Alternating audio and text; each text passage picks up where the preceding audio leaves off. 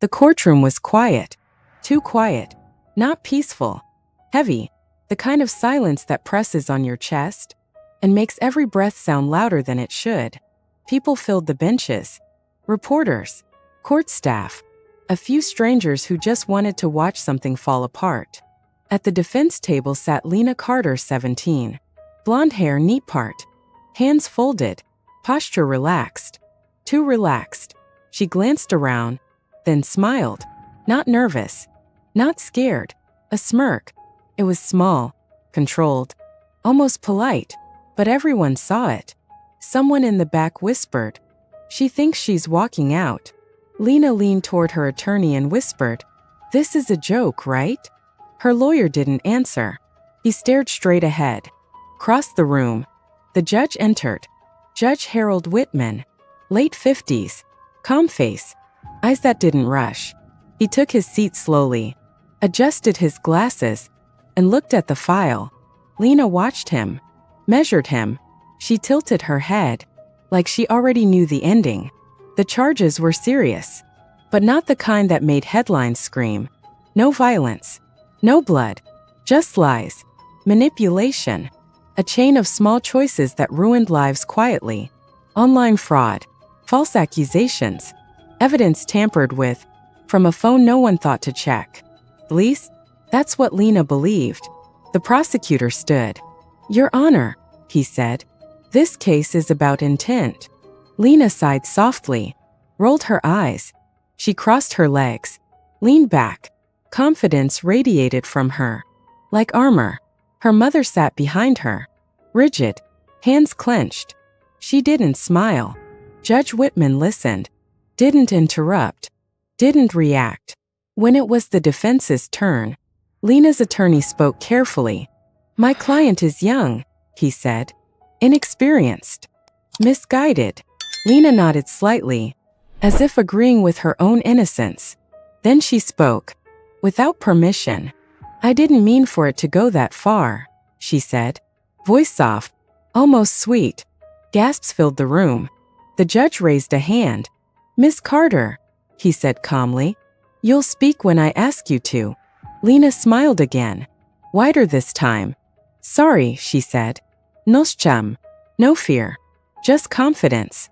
As if rules were suggestions. As if consequences were optional. Judge Whitman looked at her. Really looked. For a long moment. No one spoke. Then he glanced down at the evidence list. Phones. Emails. Timestamps. One item was circled in red. Lena didn't notice. She was busy smiling at the gallery, as if she'd already won. The prosecutor sat back down. The defense followed. The room waited. Judge Whitman folded his hands and spoke. "Before sentencing," he said, "I want clarification on one detail." Lena's smile froze. Just for a second. The judge continued, his voice even, controlled. "The phone that was lost," he said. "The one recovered last week." A murmur rippled through the courtroom. Lena's lawyer stiffened. Lena blinked. Once. Twice. "What phone?" she asked quietly. The judge didn't answer her. He looked at the clerk instead. "Bring it in," he said. The doors behind the bench opened, and in that moment, Lena realized something felt wrong. Very wrong. Her smirk faded. Just a little. Not gone. Yet. But Lena still believed one thing. That whatever was on that phone couldn't touch her. She was about to learn how wrong that belief was. The door closed softly behind the clerk. The sound echoed. Lena watched the object being carried forward. Small. Black. Cracked screen. A phone. Her phone. The one she told everyone was lost. Her attorney leaned toward her, whispering urgently, "Did you tell me about this?" Lena didn't answer. She swallowed. Judge Whitman didn't raise his voice. He didn't need to. "This device," he said, "was recovered from a locker, registered to your school." Lena shook her head quickly. "That's not." She stopped herself. The judge lifted a finger. "Miss Carter," he said, "I didn't ask you a question." Silence rushed back in. The prosecutor stood again. "Your Honor," he said, With the court's permission. The judge nodded. The screen behind them lit up. Timestamps. Messages. Location pins. Rows of them. Lena leaned forward without realizing she was doing it. Her heart began to pound. Hard. Fast. The prosecutor spoke slowly. This phone was used, he said, to send messages pretending to be another person. Lena's lips parted slightly. Messages that escalated a conflict, he continued, and then conveniently disappeared. He clicked once. A message appeared on the screen. Asterisk, I know what you did. Asterisk. Another click. Asterisk, if you don't fix this, I will. Asterisk. The room murmured.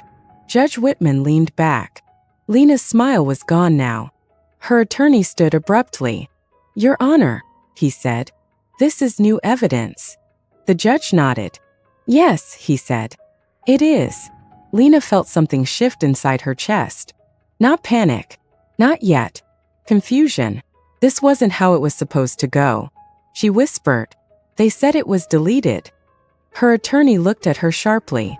They? He asked. Lena looked away. The prosecutor continued. The messages were sent, he said.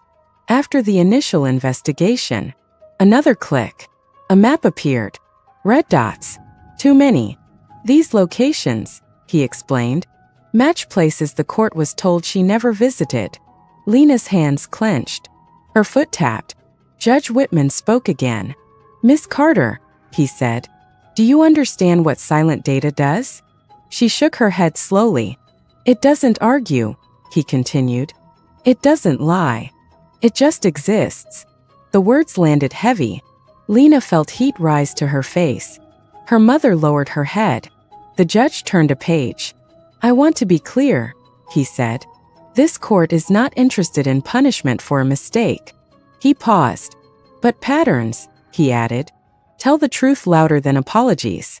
Lena's breathing changed. Shorter. Shallower. She opened her mouth, then closed it. For the first time, she didn't know what to say. The prosecutor finished.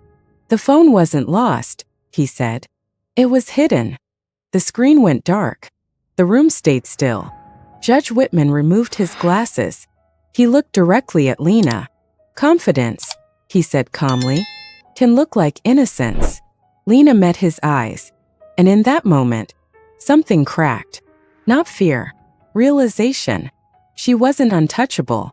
She had just never been tested. The judge glanced at the clock. We will recess briefly, he said. When we return, we will address sentencing considerations. The gavel struck. Once, Lena sat frozen.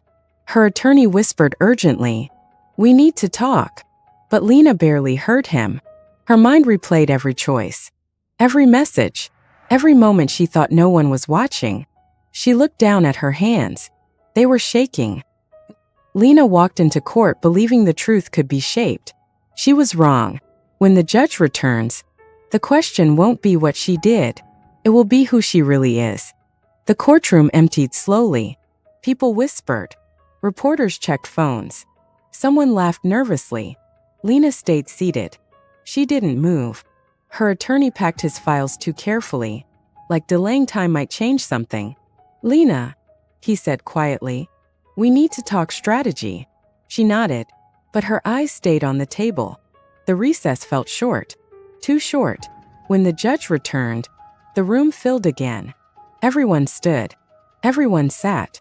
Judge Whitman looked different now. Not colder. Not angrier. More certain.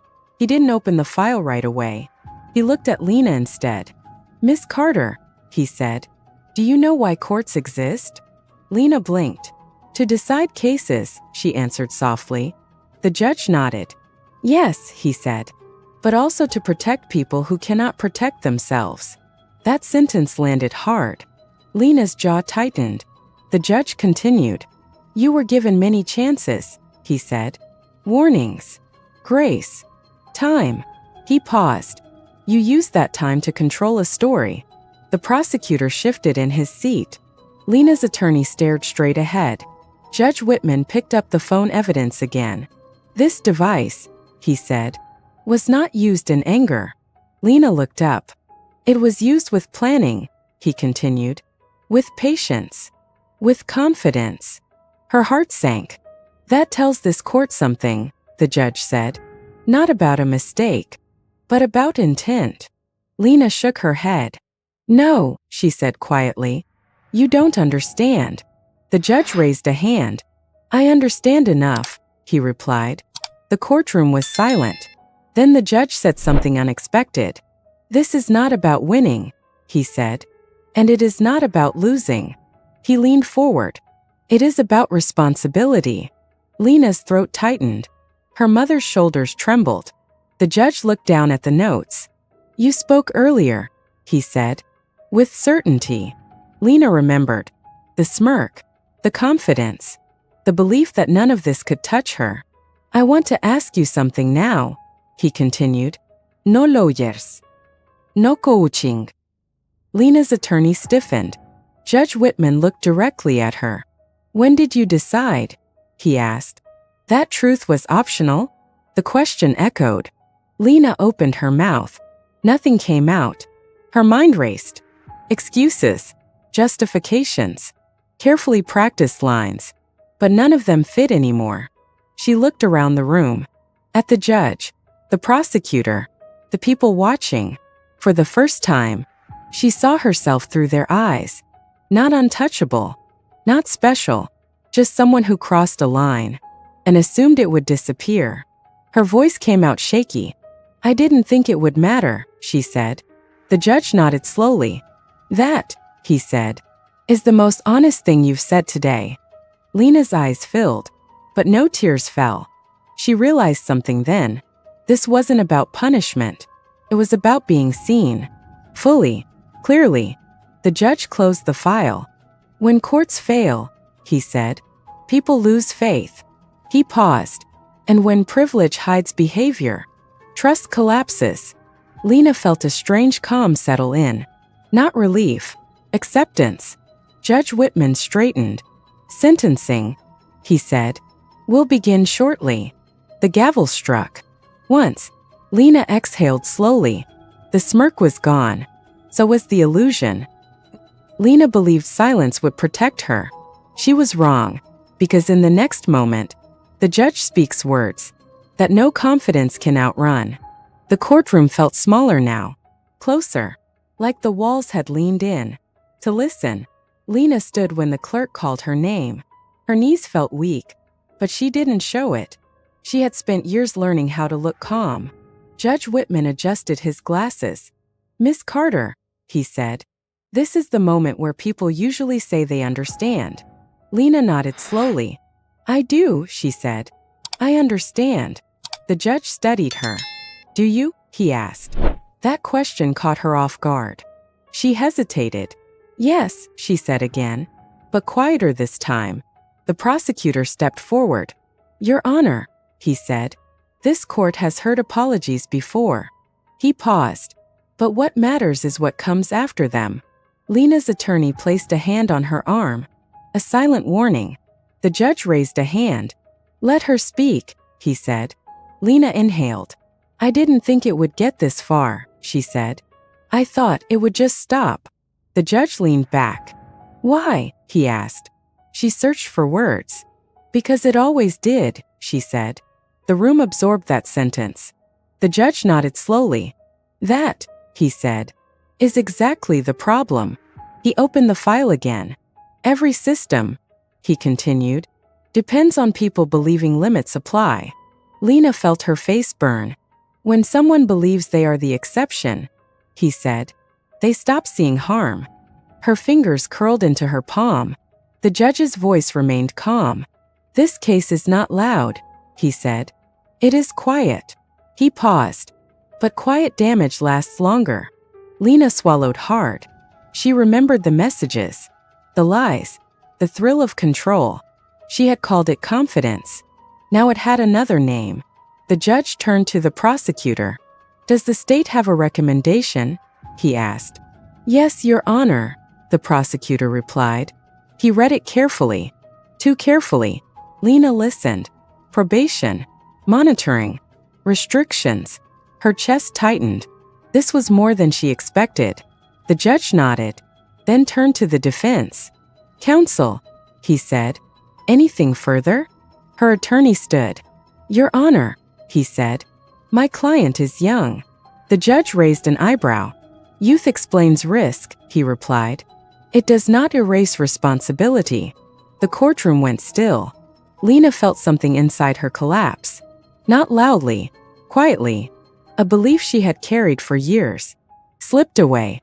Judge Whitman folded his hands. "This court will not confuse politeness with remorse," he said, "nor charm with accountability." He looked at Lena one last time. "You believed silence would protect you," he said. "You believed confidence would shield you." He paused. "But accountability doesn't care how someone feels about themselves." Lena's eyes dropped. For the first time, she didn't argue. The judge glanced at the clock. "Sentencing will now be finalized," he said. The gavel hovered. Lena's heart raced. She realized something in that moment. This wasn't the end of a case. It was the end of a story. She had told herself. Lena thought consequences came later. She was wrong, because the next words from the judge would change how she lived. Every single day. The judge didn't rush. That was the hardest part. Judge Whitman looked down at the papers, then back up at Lena. "This court," he said, "has considered the facts, the evidence, and the behavior shown before and after this case began." Lena stood still. Her hands were cold now, numb. The judge continued. "Miss Carter," he said, "you presented yourself as confident." He paused. "Confidence is not strength," he added. "It is only strength when it comes with responsibility." Lena's throat tightened. She tried to steady her breathing. "This court finds," the judge said, "that your actions were deliberate." The word echoed.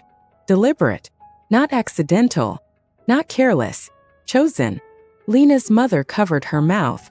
The judge's voice remained calm. "You were warned," he said. "You were given time. You were given chances to stop." He turned a page. "You did not." Lena felt her heart pound louder than the room. "Therefore," the judge said, "this court imposes the following sentence." The air changed. Everyone leaned forward. 18 months of supervised probation, he said. Lena blinked. That was more than she expected. Mandatory counseling, he continued, focused on boundaries and accountability. Her attorney lowered his head. And, the judge added, continuous electronic monitoring. Lena's breath caught. Monitoring? Her confidence shattered completely. For 90 days, he said, your location will be tracked. The irony hit her late. She had watched others. Now she would be watched. Judge Whitman didn't stop there. You will have no contact, he said, direct or indirect, with the individuals affected by your actions. Lena nodded faintly. Her legs felt weak. The judge leaned forward. This sentence is not meant to humiliate, he said. It is meant to interrupt. That word stuck with her. Interrupt. He continued. Interrupt patterns. Interrupt thinking. Interrupt harm. The courtroom stayed silent. Lena stared at the floor. For the first time, she understood something clearly. This wasn't about what she wanted. It was about what she had done. The judge closed the file. You may believe this is harsh, he said. It is not. He paused. It is measured. Then came the sentence she didn't expect. You will begin custody, he said. Today.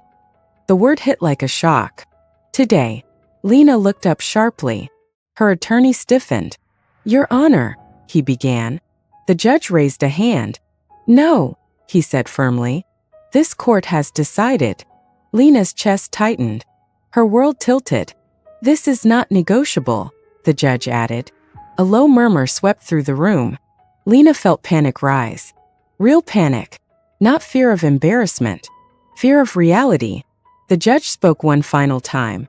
Miss Carter, he said. This is the moment where understanding begins. The gavel struck. Once, the sound was final. An officer stepped forward. Lena didn't move. She stared straight ahead. Her silence said more than her confidence ever did.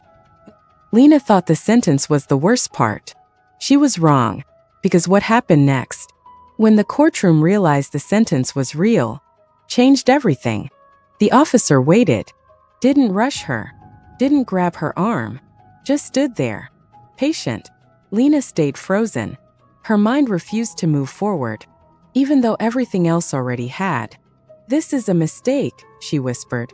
Not loud enough for the room, just loud enough for herself.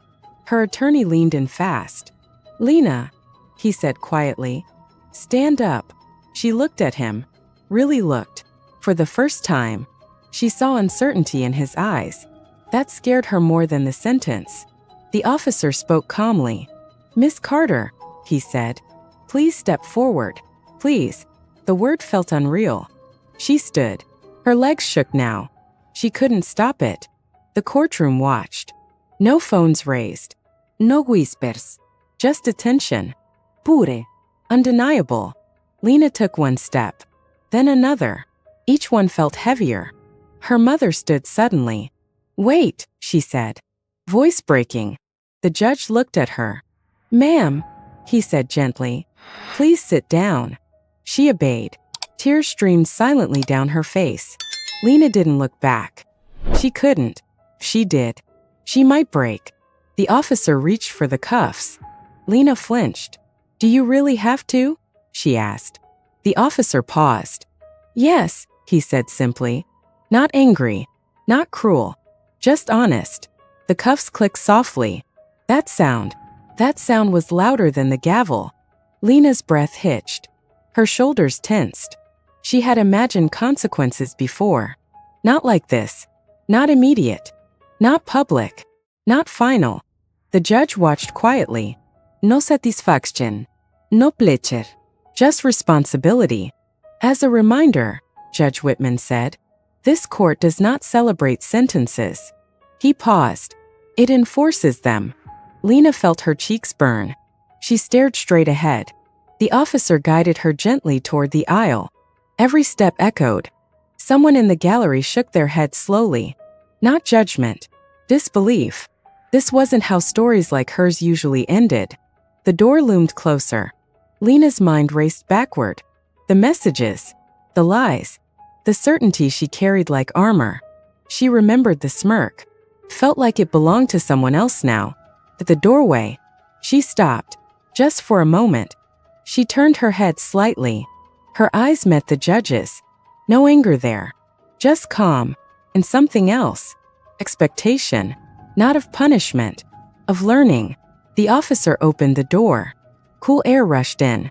Lena took one last breath inside the courtroom. The place where she believed she was untouchable. She stepped through. The door closed behind her. The sound echoed. Long. Heavy. Final. Inside the courtroom, no one spoke. The judge gathered his papers. "This court is adjourned," he said. The gavel struck. Once, people stood slowly. Some whispered. Some stayed silent. Everyone felt it. That shift. That moment when belief meets consequence. Outside the courtroom, Lena walked down a hallway she had never noticed before. Plain walls. Harsh lights. No smiles. No shortcuts. Just steps. One after another. And with every step, the truth settled in deeper. She was no longer the exception. She was accountable.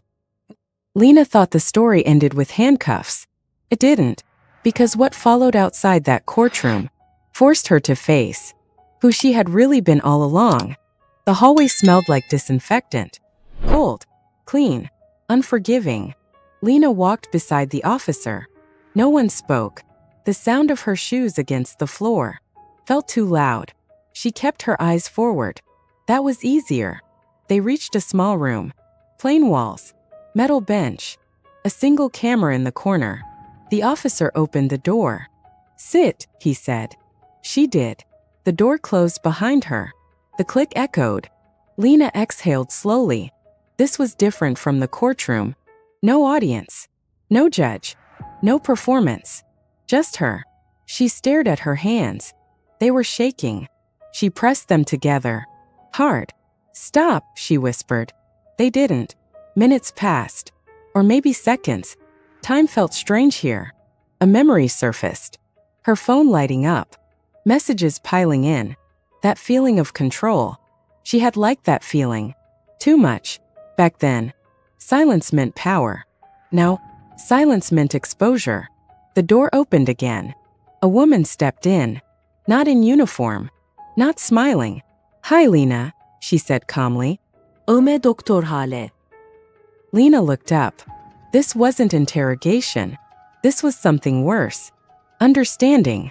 Before we begin, Dr. Hale said, I want you to know something. Lena waited. This isn't about punishment, she said. It's about patterns. Patterns. That word again. Dr. Hale sat across from her. Tell me, she said, when did you first feel untouchable? The question landed softly. Too softly. Lena frowned. I don't know, she said. I just was. Doktor Hale noted. That answer, she said, usually means it started early. Lena looked away. She didn't want to go there. People don't become confident overnight, Dr. Hale continued. They learn what works. She paused. And they repeat it. Lena swallowed. Images flickered in her mind. Getting away with things. People backing down. Adults looking the other way. Dr. Hale leaned forward slightly. What happened? She said gently. The first time someone didn't stop you? Lena's chest tightened. She didn't answer. The silence stretched. That silence, Dr. Hale said, is important. Lena's voice came out thin. I thought, she said slowly, if no one stopped me, it meant it was okay. Dr. Hale nodded once. That's the lie, she said. The word stung. Lena blinked fast. No one told me it was wrong, Lena added quickly. No one. Someone always knows, Dr. Hale interrupted softly. The question is whether we listen. Lena felt something shift. A quiet pressure behind her eyes. She pressed her lips together. Doktor Hale stood. We'll talk again tomorrow, she said. This is just the beginning. She opened the door. As she stepped out, she turned back. One more thing, she said. Lena looked up. Confidence without accountability, Dr. Hale said, always turns into damage. The door closed. Lena sat alone again. The room felt smaller now. Not because of walls. Because of truth. For the first time, she didn't feel powerful. She felt seen. And she didn't know. What scared her more? Lena thought understanding would bring relief. It didn't. Because the next truth she uncovered wasn't about what she did. It was about why she was never stopped. The room felt colder the next morning. Same walls. Same bench. Different weight. Lena sat alone. Eyes fixed on the floor. Sleep had come in pieces. Broken. Uneven. Every time she closed her eyes, she saw the judge's face. Not angry. Certain. The door opened. Dr. Hale stepped in again, holding a thin folder. Good morning, she said. Lena nodded. Her voice didn't come. Dr. Hale sat down slowly. I want to talk about your past today, she said. Not to excuse anything. She paused. But to understand it. Lena swallowed. Dr. Hale opened the folder. Teachers, she said, described you as confident. Lena almost smiled. Almost. Administrators, she continued, called you persuasive. The word felt heavy now. Friends, Dr. Hale said you were bold. Bold. That was the word Lena liked most. Dr. Hale looked up. Do you notice a pattern? She asked. Lena frowned. They all sound positive, she said. Doktor Hale noted. They are, she replied. On the surface. She leaned forward slightly. Did anyone ever describe you as accountable? The question hung. Lena searched her memory. Detentions that vanished. Warnings that faded. Rules bent. She shook her head slowly. No, she said. Dr. Hale closed the folder. That's not an accident, she said. Lena felt a tightening in her chest. You learned, Dr. Hale continued. That charm softened consequences. Lena whispered, I didn't ask for that. I know, Dr. Hale said gently. But you used it. That hurt more. Lena stared at the wall. She remembered teachers sighing, adults saying, she'll grow out of it. She never did. Every time someone looked away, Dr. Hale said, they taught you something. Lena's voice cracked. They taught me I could keep going, she said. Doktor Hale not det. Yes, she said. They taught you silence was permission. That sentence sank deep. Lena pressed her hands together. I didn't feel bad, she admitted quietly. I felt smart. Dr. Hale didn't react. That's common, she said. When behavior works, we call it confidence. She paused. When it hurts others, we call it something else. Lena's eyes burned. No one ever stopped me, she said. Dr. Hale looked at her carefully. Until now, she replied. The truth landed slowly. This wasn't sudden. It was delayed. Years of avoidance, catching up all at once. Doktor Hale stood. You are not here because you are evil, she said. You are here because no one interrupted you sooner. Lena looked up sharply. That doesn't make it okay, Dr. Hale added. It makes it preventable. The word echoed. Preventable. Dr. Hale walked to the door. We'll talk about responsibility next, she said. What it means. When no one is protecting you anymore. The door closed. Lena leaned back against the wall. Her smirk felt like a memory. From another life. She finally understood something. Being untouchable was never real. It was borrowed time. Lena thought the past explained everything. It didn't. Because the hardest lesson wasn't where her confidence came from. It was what she would do. Now that it was gone, the third day felt longer. Not louder. Heavier. Lena sat at the small table. Hands folded. Waiting. No clock on the wall. Time had stopped pretending to matter. The door opened. Dr. Hale entered. Not carrying a folder this time. Just a chair. She sat across from Lena. Today, she said, we talk about responsibility. Lena nodded slowly. She already knew. This would hurt. Responsibility, Dr. Hale continued, is what remains when excuses stop working. Lena looked down.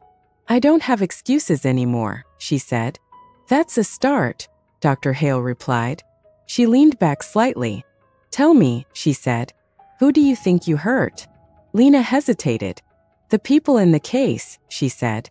Doktor Hale vaitet. And, she asked. Lena frowned.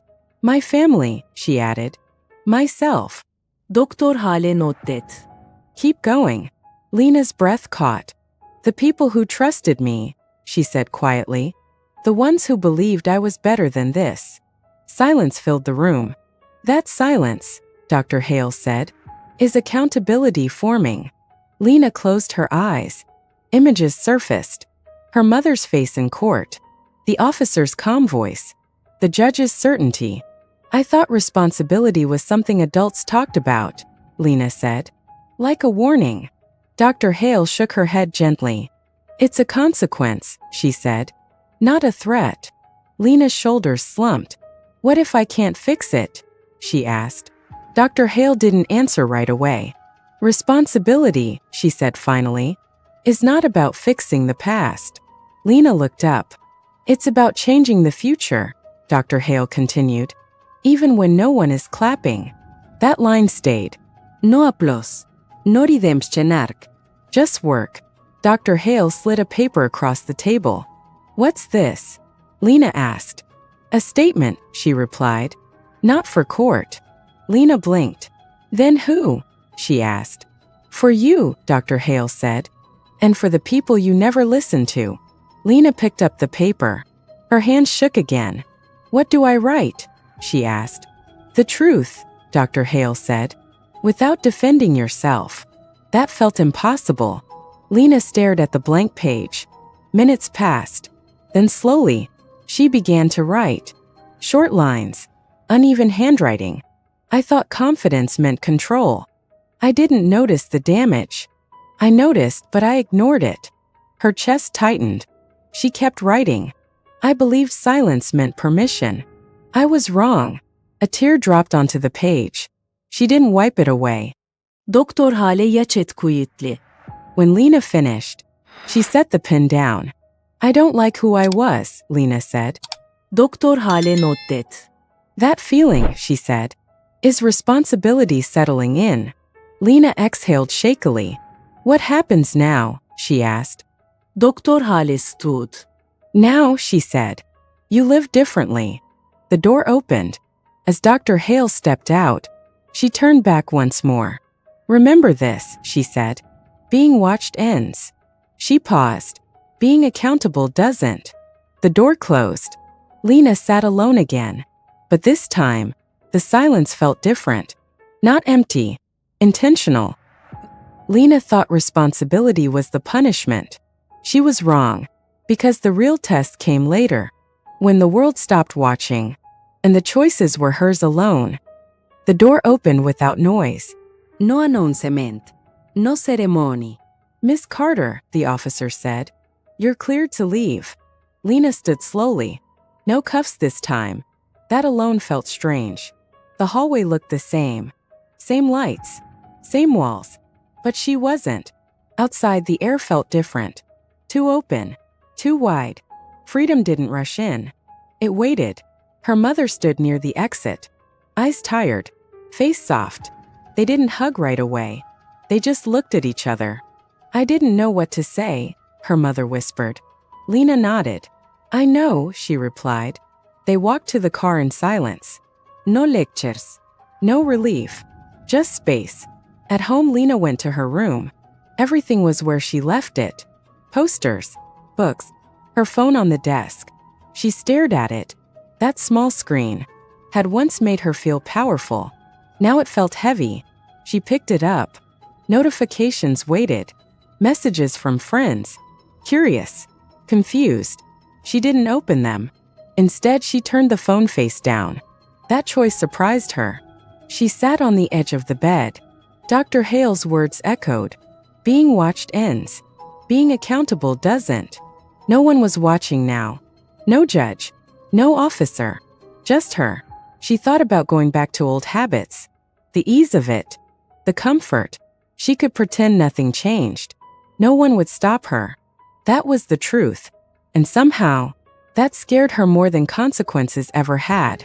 Later that night, she stepped outside. The street was quiet. A neighbor waved politely. Lena waved back. Small. Normal. She realized something then. Being untouchable had been loud. Being responsible was quiet. She sat on the porch steps. Listened to the wind. She thought about the people she hurt. Not in detail. Just enough. Enough to remember. Enough to stop herself. The next morning, she opened the paper Dr. Hale gave her. Read her own words again.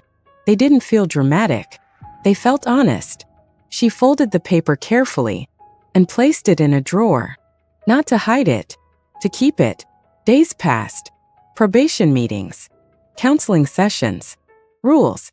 Not walls. Guides. One afternoon, a message finally came through. Are you okay? It read. Lena stared at the screen. She typed. Deleted. Typed again. I'm learning, she wrote. Then she put the phone down. For the first time, she didn't need a response. She stood at the window. Watched people walk by. Each one carrying something unseen. She understood that now. The judge had said this was an interruption. He was right. But it wasn't the sentence that changed her. It was the silence after. Lena thought freedom meant the story was over. It wasn't. Because the final truth was waiting quietly. Not in a courtroom, but inside her. Weeks passed. Not dramatically. Not quickly. Just steadily. Lena learned the rhythm of accountability. Appointments. Check-ins. Rules that didn't bend. At first, she counted the days. Then she stopped. One afternoon, she sat in a small room again. Same chair. Same table. Different reason. Doktor hale similetkenti. You look tired, she said. Lena nodded. But lighter, she replied. That surprised her. Dr. Hale leaned back. Do you know what most people expect from moments like this? She asked.